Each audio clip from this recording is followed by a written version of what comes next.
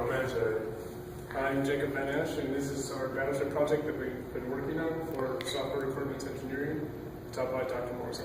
Our project by going through the requisite pro tutorials, and there were some pretty cool features on there. One of the ones that stood out to us was the traceability function, and what you basically have your functional requirements on the left and your non-functional on the top, and it shows a relation between, you mark the relationship between each of them. And if you make a change to one of the functional requirements or non-functional, it'll trace it and it'll show which other ones are affected. So we thought this was pretty useful. Through our research, we found that our general market would be the parents of kids who like to play games, because younger kids normally don't have the money to buy the game, so they have to have their parents or relatives buy it for them. And the intended audience for the VanAssche game is the kids that from the age group from 7 through 14, and we got this age range from Hasbro's best-selling VanAssche game. Well, we researched the potential stakeholders that will benefit from the success, or either benefit from the success of the game, or will actually lose if the game was actually a failure. And we actually had the users, who are the people that actually play the game. We have the customers, who are the relatives of friends who buy the games for the users. And then we have people who like strategy games, and people developing, advertising, or selling the game. They have a lot to gain and a lot to lose over the success of the game, and competitors, who are people actually making other brands of the game. And if the game is a success, their brand of the game actually falls, and if ours is bad, theirs actually gets better.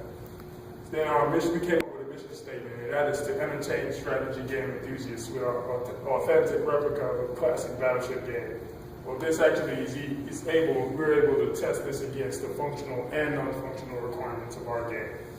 And we have several constraints to get the project done. They are time, labor, and space. For time, we have to have it done in 5 weeks, and we have to deliver a deliverable each week. And then we have our personal schedules we have to synchronize to get things done. And then we have the labor constraint, which is we only have 2 people in our group, so we have to split up the workload. Then we have space, and each deliverable is confined to 1 page, so it forces us to be creative. We came up with our functional requirements for the VanAssche game, and we actually organized them in order of priority, and that's the difficulty of implementation, how difficult it is to implement each functional requirement.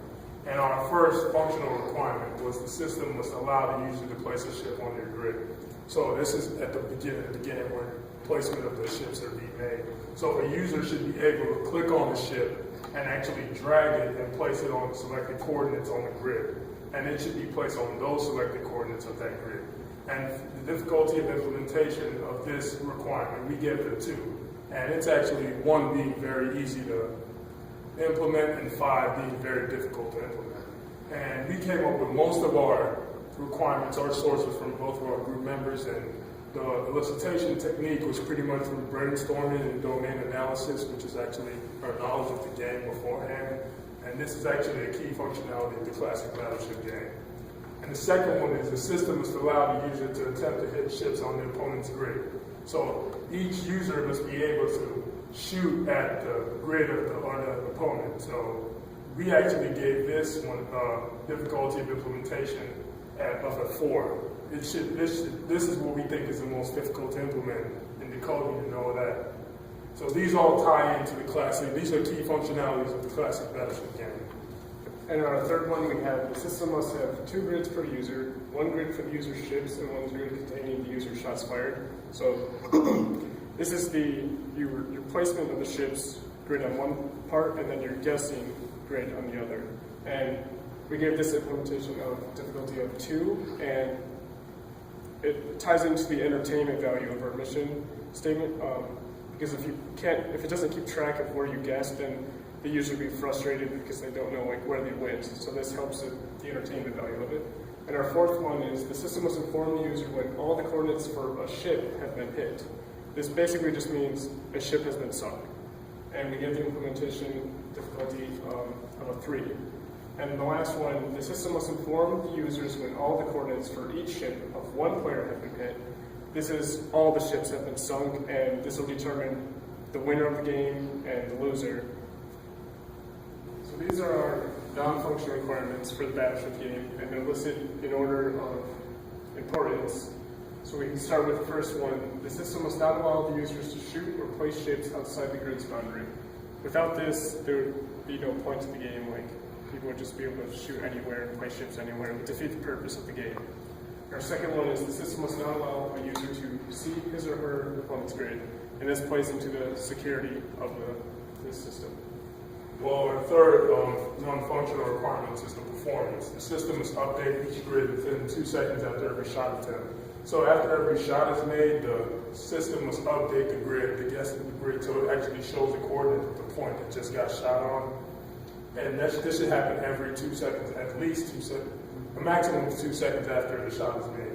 And we also have the standards non-functional requirement, which is the system must conform to the ESRB, which is the Entertainment Software Ratings Board standards. And for a game rated E, it should fulfill this criteria, which is it may contain minimal cartoon, fantasy, or mild violence, and or infrequent use of mild language.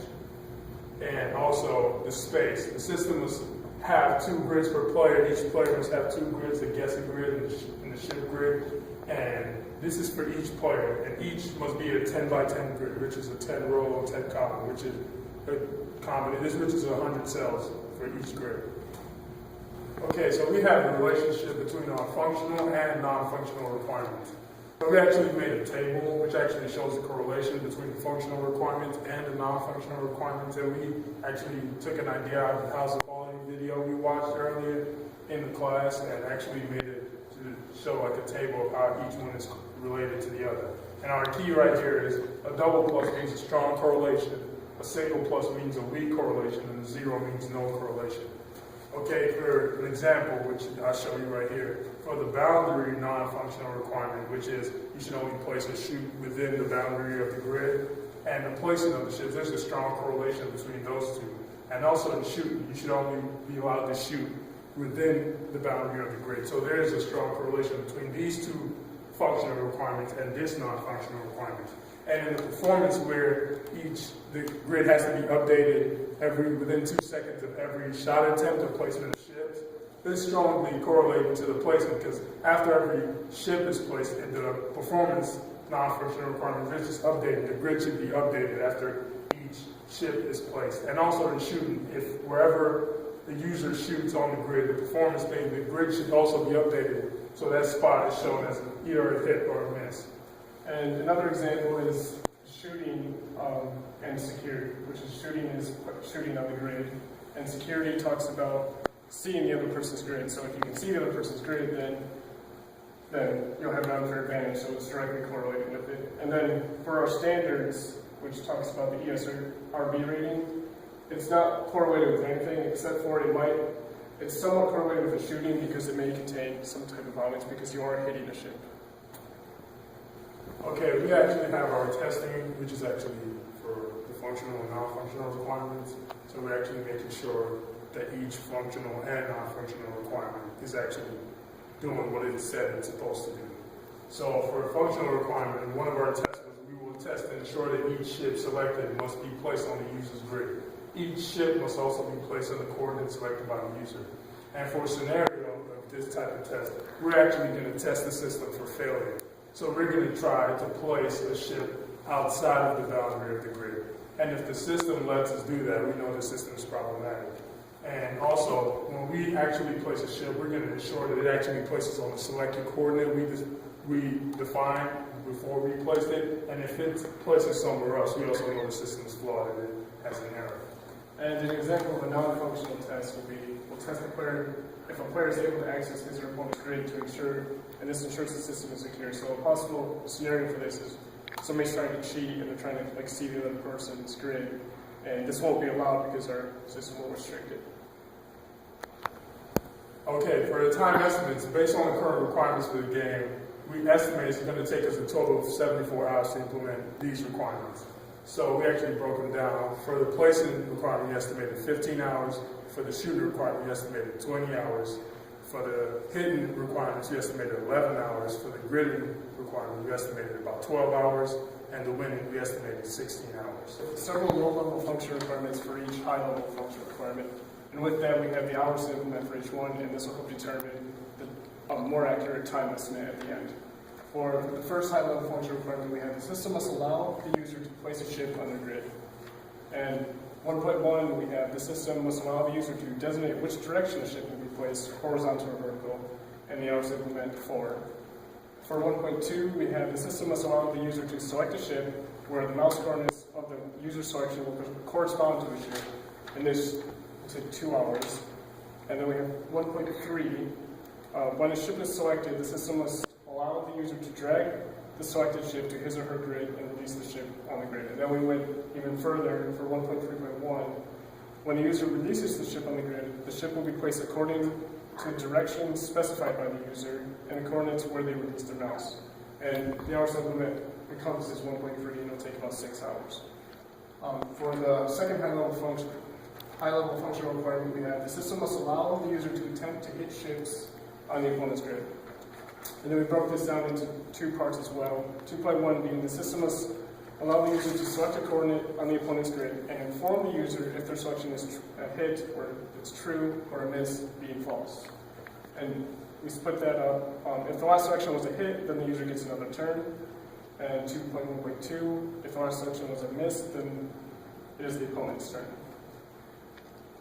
Okay, and for the third one, another functional requirement we had was the system must have 2 grids per user. 1 grid for the user's ships and 1 grid containing the user's shots fired. And our lower level functional requirements for this were the system must update each grid to correspond with the hits and misses of each player after every attempt to hit ships.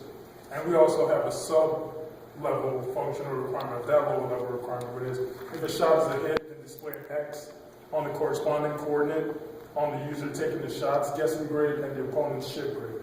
And we estimated that's going to take about 2.5 hours to implement. And also we have, if the shot is a miss, then display a 0, or like an O, and on the corresponding coordinate, the user taking the shots, guessing grid, and the opponent's ship grid. And we also estimated that's going to take us 2.5 hours to implement, for a total of 5 hours. Okay, another functional requirement we have is the system must inform the users when all the coordinates for a ship have been hit, which means a single ship has been sunk. And we had a lower level requirement for that to be, if the coordinate selected by the user is the only cell left on the ship of the other user, then declare the ship to be sunk, which is if the user hits all the coordinates of the ships, and if that's the last coordinate of the ship that's not been hit, after that is hit, we declare that ship has sunk. And we also had a sub-level requirement from that, which says when a ship is sunk, update both grids of each player to record the changes. So whenever that ship is sunk, an update is actually made on both grids of each user. And we estimated it's going to take us 6 hours to implement. And another high-level function requirement is the system must inform the users when all the coordinates for each ship of one player have been hit, which means all of the ships have been sunk. We broke it down. 5.1 being when the total number of coordinates hit by one player is equal to the total number of ships cells of the player, the system declares the winner. So it's just checking if all the ships have been sunk. And for 5.11, it's when the winner is declared, ask the users if they would like to play again, and both users must agree to play again for the game to restart. And for 5.1.2, we have when the winner is declared, the system should output a congratulatory message to the winner and a condolence message to the loser. And we estimated these would take 11 hours total to implement. So we have our total hours before revisions. The time estimate total would be 74, and after we made all the revisions, we have it at 42 hours total. These revisions were made from each requirement. So for the placing requirements, which we assumed was going to be 15, after making the low level, it came down to 12. And for the shooting requirements, which was 20, we actually estimated now it would be a total of 8 hours. For the grading requirements, which we thought would be 12 hours, we think it's going to take us about 5 hours to implement. And for the hitting requirement, we thought it would be 11 hours. It's only going to take us about 6 hours to implement. And finally, for the winning requirement, which we thought would take us 16 hours, I think it's only going to take us about 11 hours to implement. That concludes our presentation. Any questions?